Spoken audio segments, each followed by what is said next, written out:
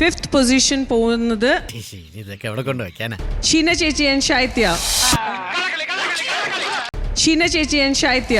നമ്മൾ എവിടെ പരിപാടി അവതരിപ്പിച്ചാലും ഇതാണല്ലോ അവസ്ഥ.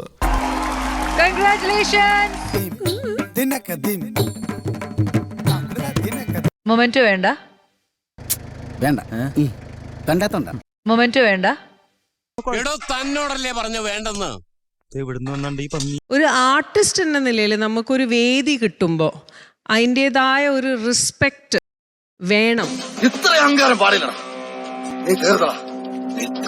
നിനക്ക് അഹങ്കാരം വളരെ കൂടുതലാണ്. അയ്യോ, ഞാൻ ഒരു പാവല്ല. ഒരു ആർട്ടിസ്റ്റ് എന്ന നിലയിൽ I am very very heart.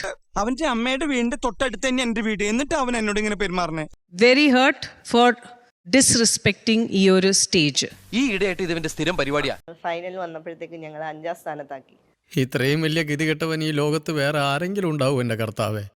ഓരോ പെർഫോമൻസിനും നമ്മൾ അതുപോലെ എഫേർട്ട് ഇട്ടു, നല്ല കമന്റ്സ് പറയുന്നുണ്ട്, എല്ലാം ഉണ്ട്. പതിവ് പോലെ എന്റെ പെർഫോമൻസ് ഗംഭീരമായിട്ടുണ്ട്.